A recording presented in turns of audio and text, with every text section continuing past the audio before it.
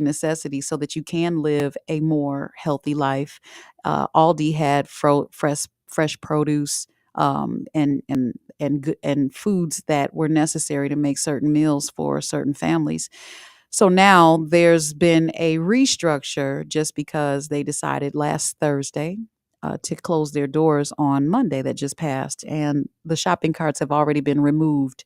So I had the pleasure of speaking to Abraham Lacey, who is the president of FSCDC, and he's been proactive in this unfortunate situation. Just because we can't cry over spilled milk, but we can look at what causes things like this. When these stores close and these pharmacies like Walgreens, CVS, when they leave the neighborhood, a lot of people ask, "Well, why? Why me?"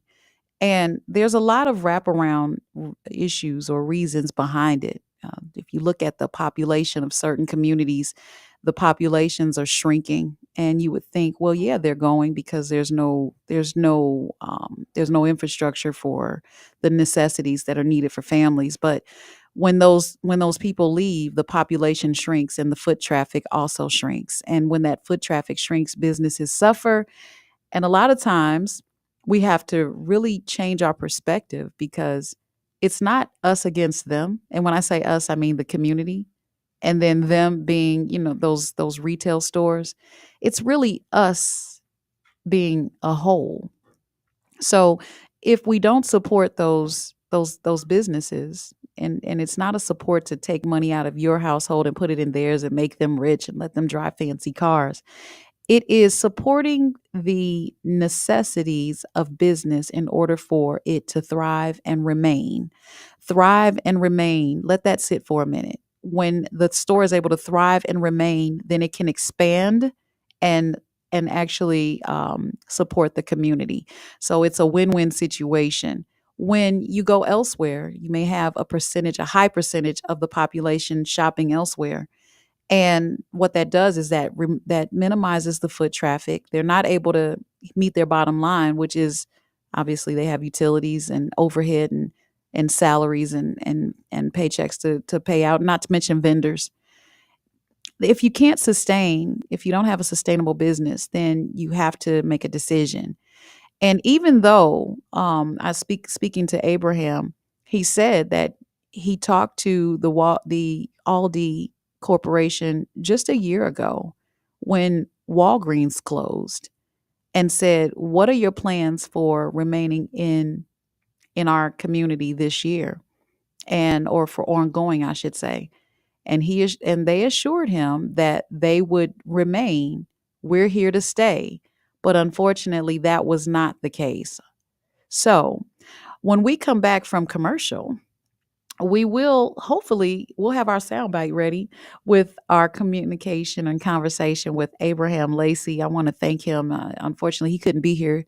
He had to visit, or should I say, go to a funeral there. Ironically, their executive director of that region, or that demographic, is laid to rest today, Miss Catherine Jackson.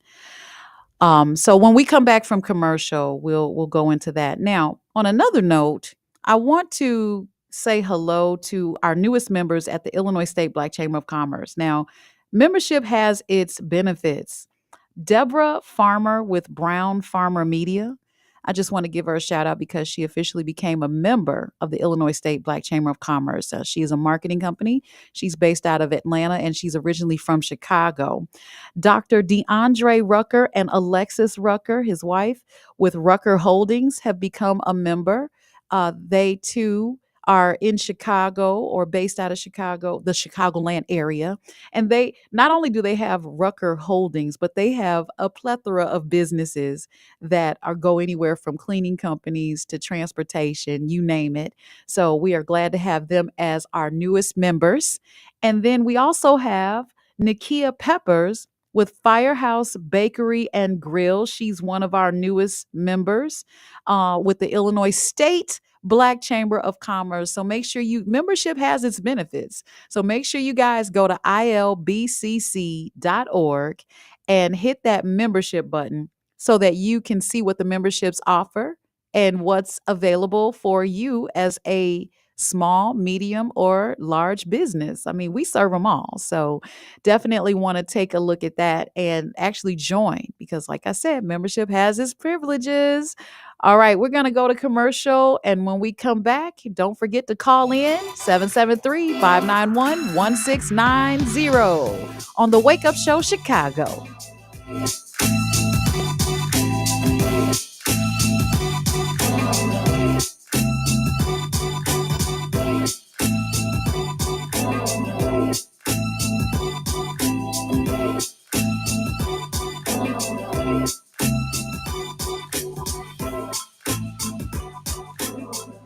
Hey, it's LaDonna Ray with the Wake Up Show Chicago. I know that you've heard of AI and are wondering how to use it in your business. If you're ready to increase your productivity without breaking the bank, discover the power of AI. So here are some tips in using AI in your business. As a Black-owned business owner, we know time is precious, and every minute counts when you're building something great.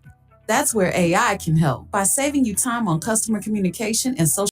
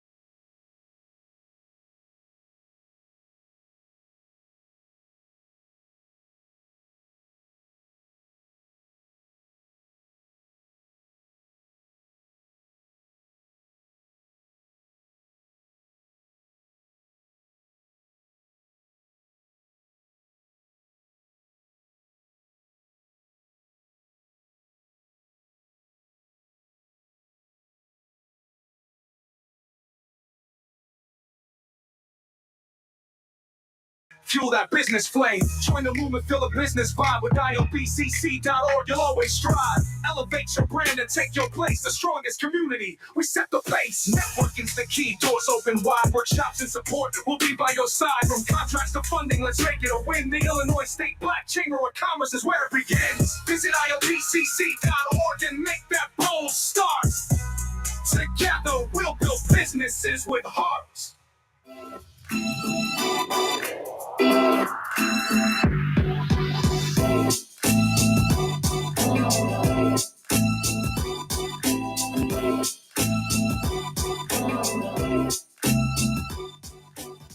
And we are back. We are back on the Wake Up Show Chicago. We're going to go ahead and take a caller. Reverend Sampson, hello, good morning. Welcome to the Wake Up Yes, good Show. morning. I wanted to let you know, WBON family, that the farmers are here. And sister, I want to see if you're going to shout purple hull peas, speckled butter beans, baby lima beans, mixed vegetables, pinto beans, English peas, cut green beans, mustard and turnip greens, sweet corn, and sweet potatoes for the pies, and the shell pecans, so that you can have all of that at our place on 101st and Wallace. I love it. So, yeah, I love yeah, it. So are you going to bring like a truckload of that over to West they're here. Pullman? No, we're asking West Pullman to come here to 10100 57 South Waters. You know where Gatling Fuel Home is? I do. On Yeah, That's like I that's got kind of like the Roseland area, correct? yeah, I Yeah. got 6 streets named after me. So they just have to come down to 101st N- and Wallace. Now, give me a And vicinity. How many miles is that from the West Pullman area? oh, no more than about less than a half an hour. Less Ha- than a half an hour. half an hour or half a Yeah, mile? yeah. The lady said it's 10 minutes. She's from the Pullman area. Gotcha, She's 5 minutes. Yeah.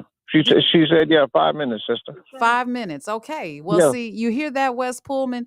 Now, it sounds like you have all of the essentials, especially those people that make actual food. So they can get their Yeah. fresh farm raised beans and Yeah. produce and things of that Yeah. nature from your establishment. Well, And froze. See, they came from Arkansas A&M. They bring, they grow, and they bring the purple hull peas, the butter beans, lima beans, mixed vegetables, mhm. and all of them beans. And then Alcorn in Mississippi, they bring the mustard, turnips, and collard greens. And then that's Alcorn in Mississippi. And then Southern University in Baton Rouge, they bring the sweet potatoes and the pecans for the pies. Now, I want to know. I know you're familiar with these sudden, abrupt stops in business in different communities. By Hmm. you having this, by you having all of the produce that's needed for groceries, is that your way of taking back your community? Yes, and Mm, it's my way personally. As you probably know, I'm the only man that was ordained by Martin Luther King. And during the civil rights movement, uh, Congressman Jesse Jackson has put me in his committee with the black farmers now. But he and his father and I came out of North Carolina. Jesse went to A&T, and I went to Shaw. We all got involved in the sit-ins. It was the black farmer that made it possible for us to get out of jail because they had the cash crop. mhm, And I always promised myself that I would not get too big for my britches. mm. And so I've dedicated my ministry in memory of George Washington Carver. I don't know whether you know it or not, but I was down at Florida A&M, and I found out that they castrated George Washington Carver so that he wouldn't have any children because he was getting ready to go into a white neighborhood. I did not know Yeah. that. I did not know Yes. that. Wow, Yes. that's Yeah. pretty And that's why intentional. and I've named it after. I've named my organization after George Washington Carver. Wow. So if anybody wants to call me, I'm at 773-445-7125. But they're here now. The people were here. They came here at 8 o'clock this morning to set up. And so we're just grateful that you're giving us this time to let the people know. Sure, Thank sure. God for Now, WVON. Hmm. well, thank you, thank you. Now, I want to know: have you taken a look at the Illinois State Black Chamber of Commerce?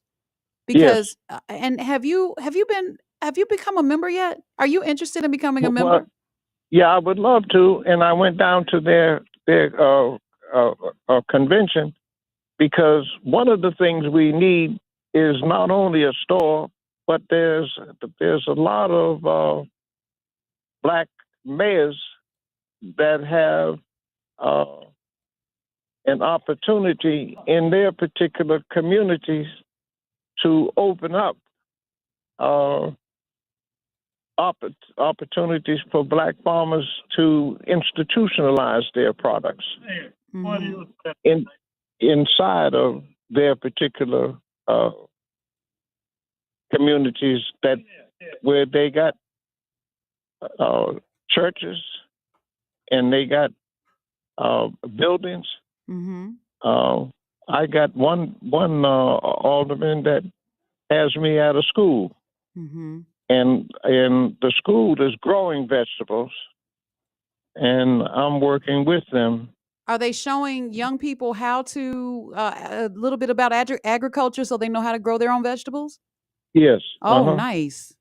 Yeah. So you call me after the show later on, or and I can bring you into that network. Okay. All right, I appreciate it, Reverend Sampson. Yeah.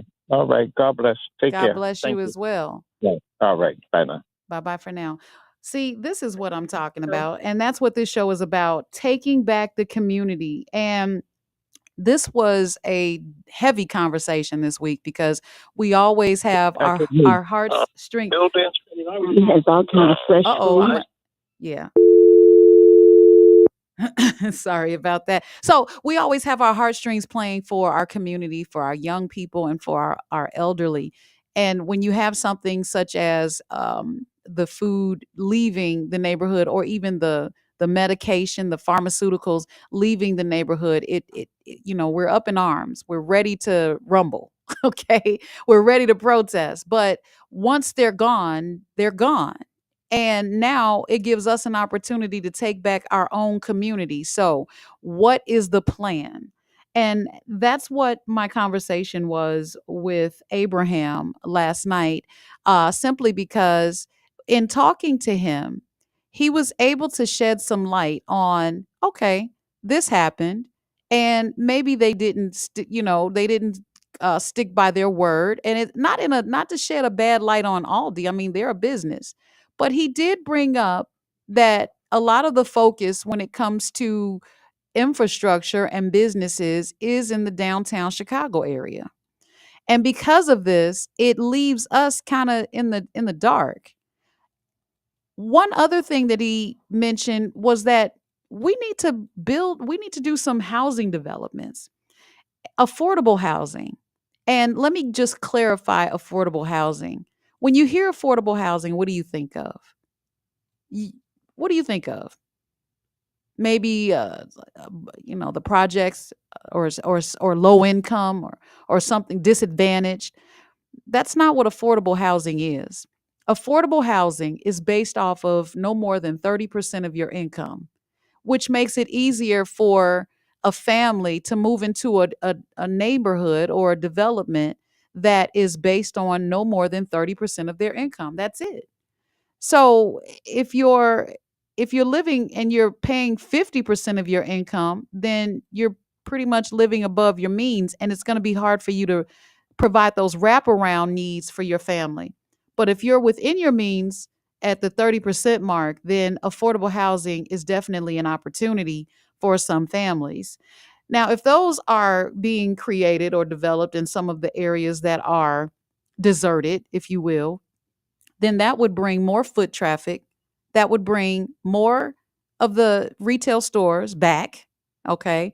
Or it would create an opportunity for newer retail stores. And those retail stores might even be independently and Black owned. I'm putting it out there. So if this were to happen, then it would be a problem that's taken care of. Now, I got a question. If if developing housing, affordable housing is needed in order to make this a positive situation in our community, instead of only building those expensive condominiums that are over $1 million, there's no waiting list for those. There's a waiting list for affordable housing. Why isn't the government stepping in and saying, let's take some of this money and put it into development, and that way we can bring people back to the community and bring the stores back to the community and have a thriving and should I say a better way of living for the community. I'm just asking. Okay, West Pullman, shout out to West Pullman, because you obviously you're going to pull together and make this thing work. But there's the Pullman area, there's the Chatham area, there's all kinds of areas, the Inglewood area. I remember when Whole Foods pulled out of Inglewood. I remember that. But I also remember when they had the ribbon cutting ceremony. So let that sit for a minute. I used to be owner of a corner grocery store. No way is that even as large a scale as Aldi. But I know the challenges of being a family owned business and how hard it can be when those when you have to jump through hoops and go through the red tape. Chicago has a lot of it. All right, so we're going to get ready for our to get to commercial break. And if you want to call in, it's 773-591-1690. And we'll see you when we come back on the Wake Up Show Chicago. Let's go to commercial.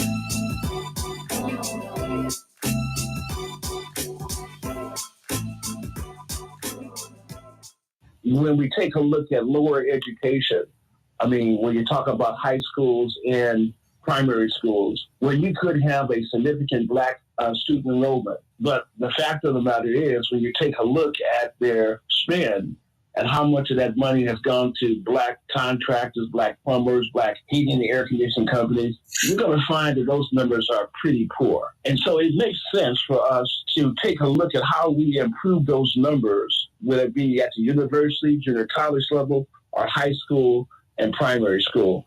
We have to do a much better job for our students when they get the funding based upon the students that are there, that we get a chance to participate, because there's a direct correlation between crime and the lack of economics.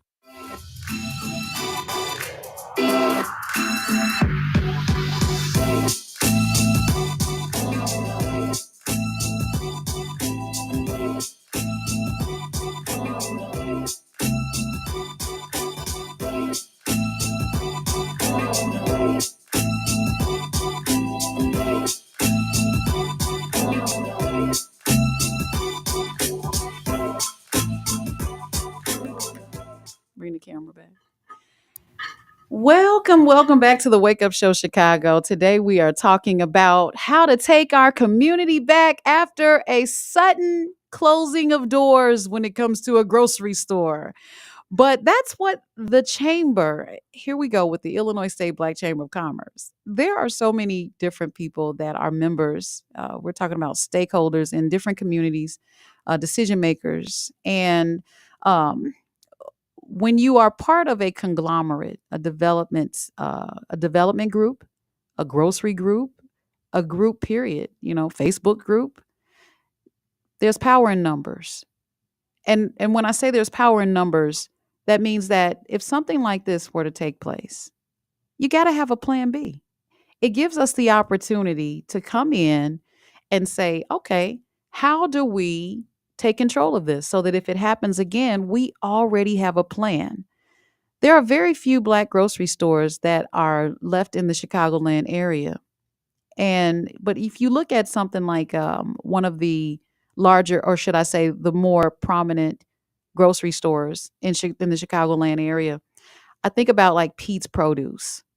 There's Pete's Fresh Market and Pete's Produce. They're related, but they're two different entities, and they're part of a grocery group, and they're able to buy together and buy in numbers, and that's where the pricing is lowered, and you're able to pass that savings on to your community.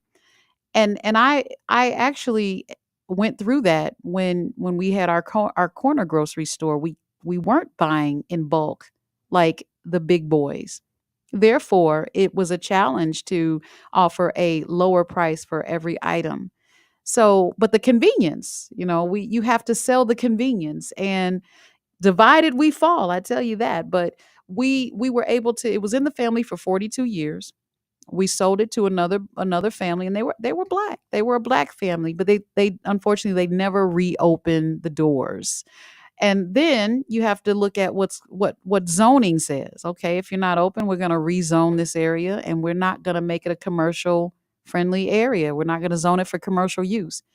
But don't let that deter you, because you can still rise above the occasion. It's all about having relationships. And that's why being a part of these groups I was mentioning, you actually have access to someone who knows who to pick up the phone and call and say, "Hey, listen, what do I need to do? What do we need to do as a collective so that we can have control of our community, take back the control of the food source, take back the control of the pharmaceuticals that are in the area, and actually thrive and welcome young people and have old people retire there and not run off to, what was it, Oklahoma City?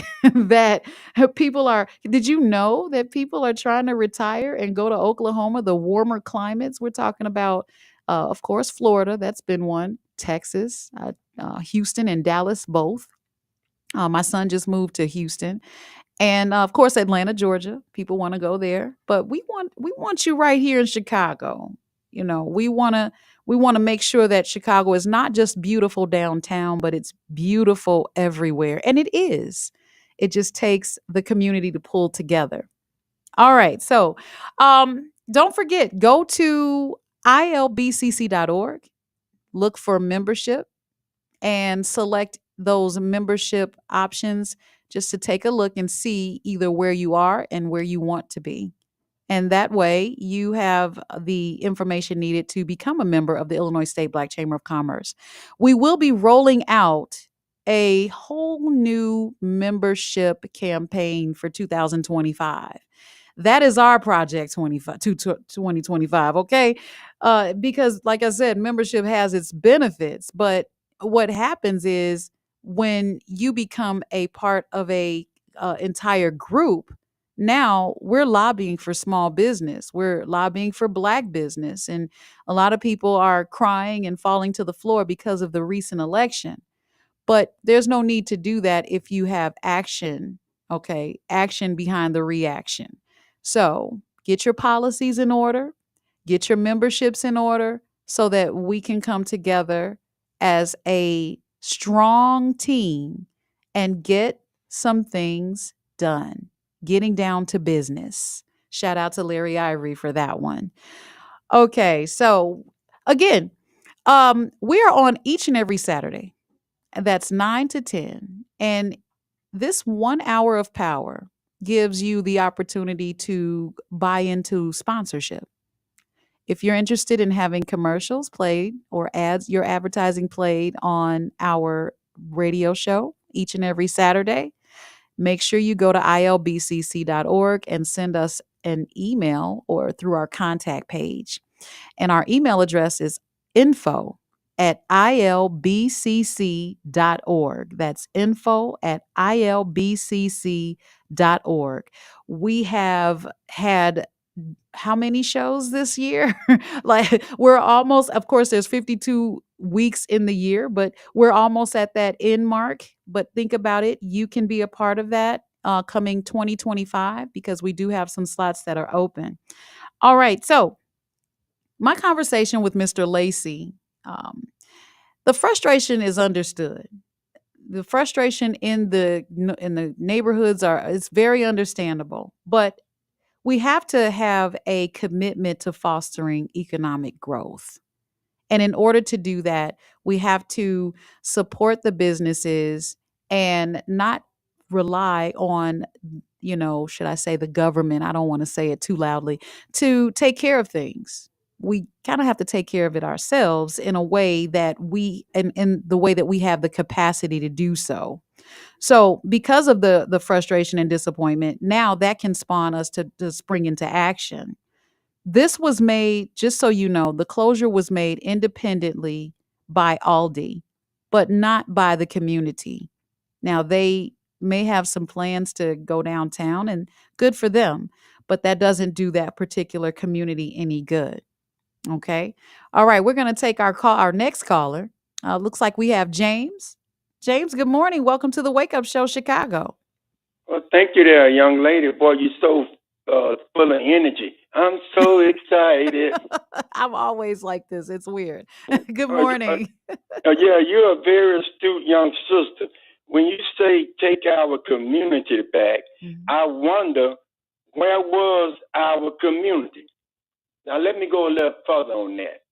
We had black towns that was burned out, the people slaughtered, they was not compensated, leadership killed, jail. So when you say our community, now take Chicago. This show is not long enough for me to name the people and black people in Chicago with money. John Johnson, Soft Sheen, WBON, Dempsey Travis, Elijah Muhammad. The list go on. Where is the community that they built? And see, and that's the reason why, I'm just asking a rhetorical question, but that's the reason why our black towns and our leadership was taken out. The great white father is not going to allow the slave in America to have real community. Now let's go a little further. Take Detroit, Motown, black mayor, black city council. They couldn't control Detroit. Barry Gordy moves to California because I own Detroit. Couldn't control it. Gary and Anna, Michael Jackson. Imagine Michael Jackson had said, I'm only going to give concerts in Gary, Indiana. Do you know what would have happened?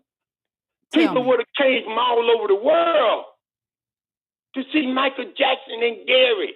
Now you got to have restaurants. You got to have hospitals. You got to have hotels. Michael said, no, I'm going to California and have Netherlands. Another thing, Dr. Dre, I still can't believe this. I read it, I can't believe it.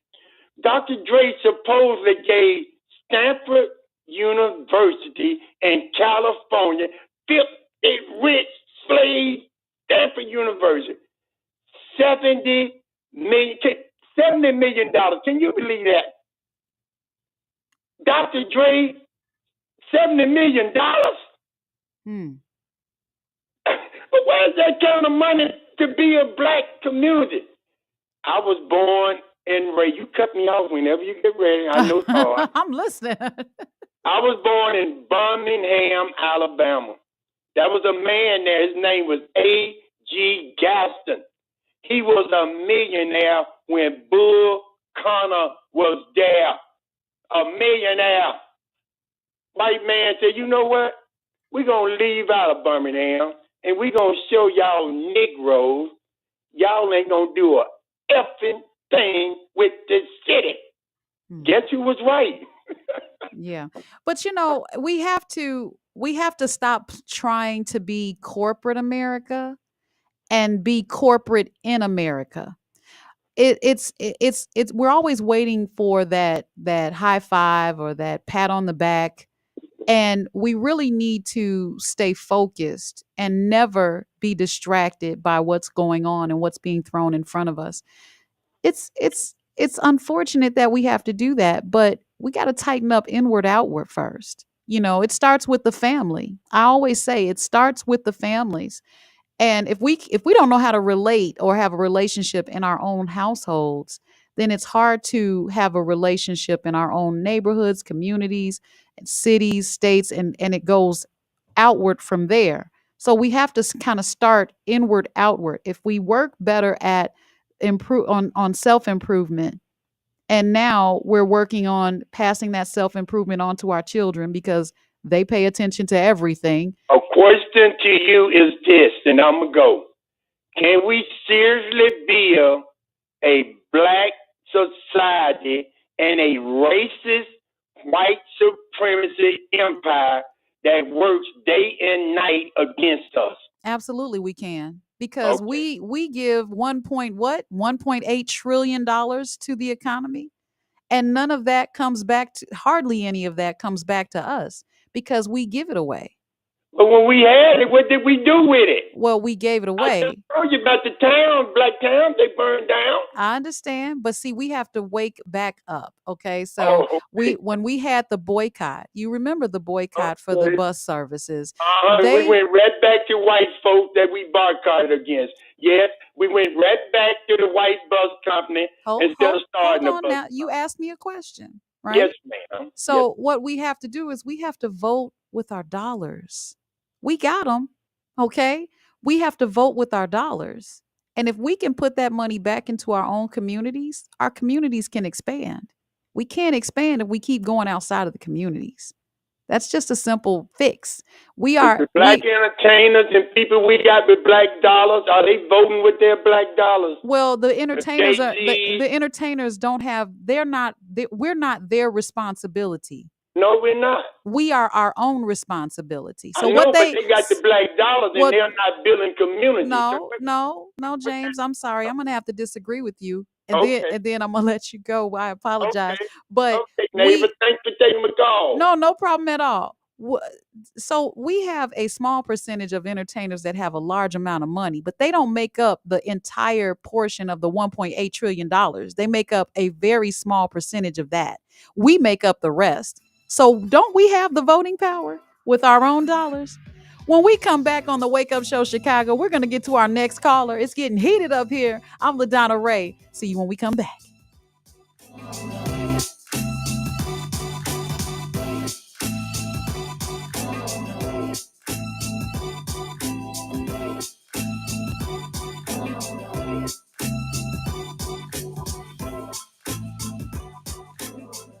If you missed the Getting Down to Business 19th Annual Business Convention brought to you by the Illinois State Black Chamber of Commerce, well, here's your chance to pre-register for next year's 20th Anniversary Business Convention happening at the luxurious Wind Creek Casino in Homewood, Illinois, the summer of 2025.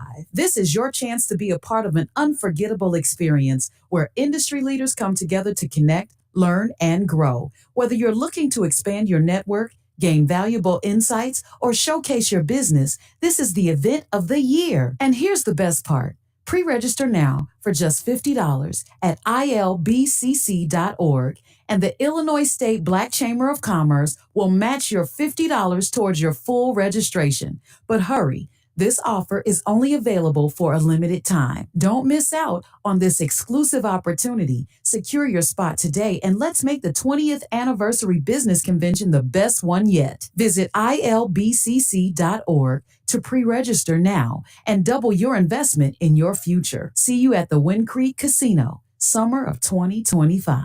Brought to you by the Illinois State Black Chamber of Commerce.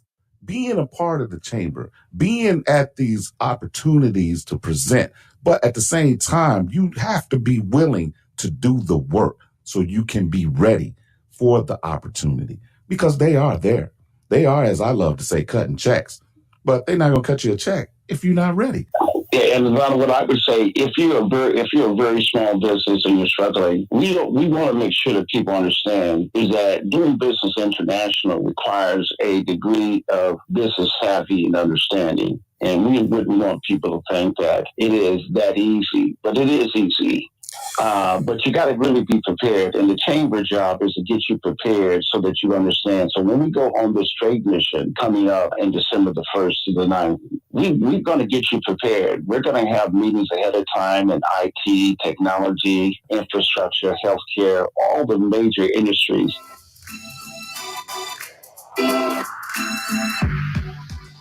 And we are back on the Wake Up Show Chicago. Today we are talking about taking back your community no matter what, okay? Watch this. Make sure that you go to ilbcc.org and hit that membership button. And you can also, as the commercial said, you can register for next year's convention. It's our 20th year anniversary, and we will be at Wind Creek Casino, which I had the pleasure of going to last week for their soft opening with the Illinois Gaming Commission, and it was absolutely amazing. Shout out to our loved ones out there. Kathy Amos, she really rolled out, well, they rolled out the red carpet for everyone, but I like to take it personal. All right, we're going to go ahead and get to our next caller. Hey, Rick, good morning. Welcome to the Wake Up Show Chicago. Yeah, good morning. How you doing? I'm doing well. How about yourself, sir? Well, moving on, moving on. Um, I need to bring up something that I don't hear anybody really discussing, and I'm not trying to throw any shade or anything like that, but it's really important, I think.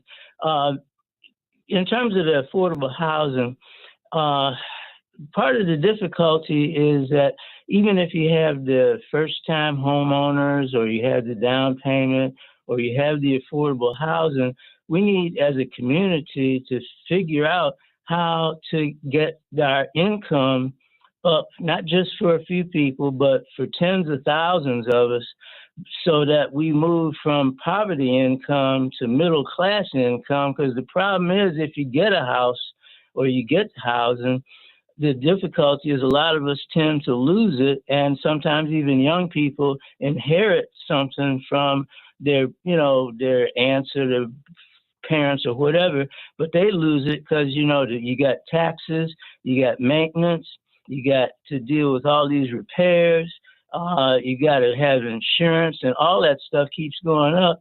And part of the problem was that when they privatized a whole lot of stuff, a lot of people lost jobs, a lot of businesses moved out and so forth. So we got to figure out either how to take back those jobs that were taken away, and or somehow create or figure out a way so that our tens of thousands of us can move from poverty to middle class income.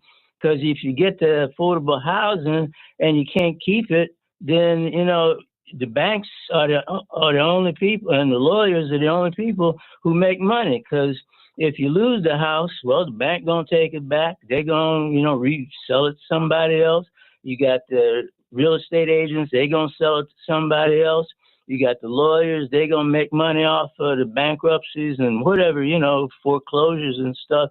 So something as a community, and I don't know the answer, but somehow as a community, we got to figure out how to do those things so that we can get the income. So if we get the affordable housing, you can keep it and then pass it on, and this can go on down in this generational, wealth thing, so that the children and the grandchildren and the great grandchildren can all benefit. But we got to start somewhere with higher income. Now, how you do that, but it's got to be a whole lot of people working together and figuring this stuff out and coming up with some action plans. Because I've been hearing about affordable housing for decades, but we somehow haven't gotten that action plan that's really going to be effective to raise these incomes so that we can have the stores and we can support the businesses that we're going to create from having more of us living in these houses in these neighborhoods. Because Yeah. all of it,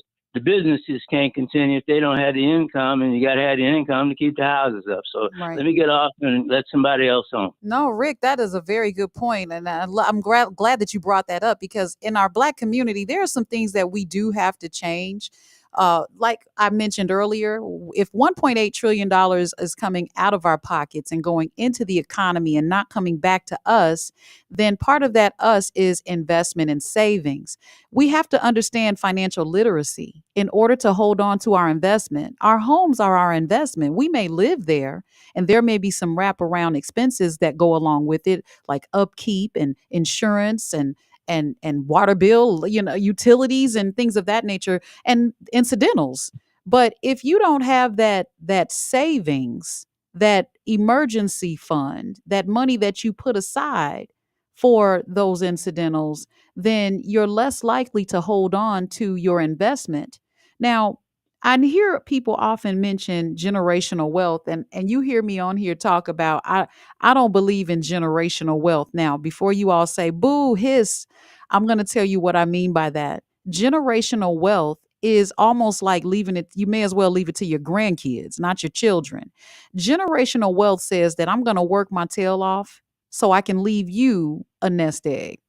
What I believe in is working my tail off and getting to my situational wealth so that I can learn how money works and I can teach my offsprings or the people that I'm going to leave it to so that they can hold on to it as well. That has to happen. We have to understand how money works. Money is not paying yourself is not going out and buying things that you wouldn't normally buy just because you got a large lump sum of money. I see people all the time talk about Black Christmas when it comes to income tax, when they get the returns on income tax and they get these $5,000, $6,000 checks or the P loans, and they take that money and they buy these large purchases that don't really return any investment. And now you look back and say, wow, I wish I had that money right now. What you have to do is when you get that money in your hand, you have to decide how that money can work for you. Now, Larry told me something I had never heard. He said he wants to impregnate money. Now, let me explain that for you. I'll take it out of context. That money should be making more money. And if we don't know how to do that, all the TikToks we're watching and being distracted by, and the YouTube channels and the media that we're watching that makes us laugh, cry, or see who got shot, we need to change our channel or our request that we're watching or the material that we're watching and change the algorithms so that we can look at how does money work and how can I multiply $100 and make it 1,000 and go on from there. And when you lose that job, because you will, because let me tell you something, there's no such thing as job security anymore. I don't think there ever has been job security as long as someone else is employing you. You can be on time, you can do your work, and you can still lose your job. Now what? What do? You look for unemployment is about 6 months. You know, you got 6 months. What are you going to do with that money? Are you going to still ball out of control, or are you going to go ahead and say, wait, let me take my 401k and let me add more money to it while I'm employed? So if and when something happens, I'm prepared. We have to be prepared. I hope, Rick, w- did I answer your question? You didn't even ask a Oh, question. I'm giving my thought process on that. well, no, you right on the money in terms of just what needs to be done. The only thing that I'd like to just kind of leave with is that we still have to get the income, figure out how we can get higher income so that we can set aside, have the 401k and set aside the money for the emergency fund and, those kinds of things, and set aside that stuff so when we do get laid off, we can still keep the house or the condo, whatever it is, and ride that through until we can get back on our feet again. So, All but right. keep on keeping on, and Yeah. you on the right track. So All thank you right. very much. Thank you, Rick. Thank you so much for calling the Wake Up Show Chicago. Don't forget to go to ILBCC. Rick, are you a member of the chamber? No, not yet. Well, I'm coming for you. I'm coming for you. All right. Yes, See you next ma'am. time. All right. All right, thank you. You're welcome. We're going to take our next caller. Vincent, good morning. Welcome to the Wake Up Show Chicago. Good morning. Thank you for taking the call. And once again, I've been saying for 40 years, God thank Melanie Span Cooper and her husband Pierre for having this open airway so we can have a discussion. I just wanted to say, when I was one of the officials of the chamber some years ago, about 6 or 7 years ago, we instituted a program called cross pollination. It's all right for businesses, for Black businesses as citizens, to advocate their fair share or entryway with the government, whether it be municipal government, county government, state government, or federal government. That's all right. It's all right for us to take a business stand, proactive business stand, to take advantage of opportunities with corporations. That's fine. But the key to Black small business success is doing business with each other. It was a very successful program. John Kidd, auto shop on one of the oldest businesses in the state, benefited from that, and I think continues to benefit.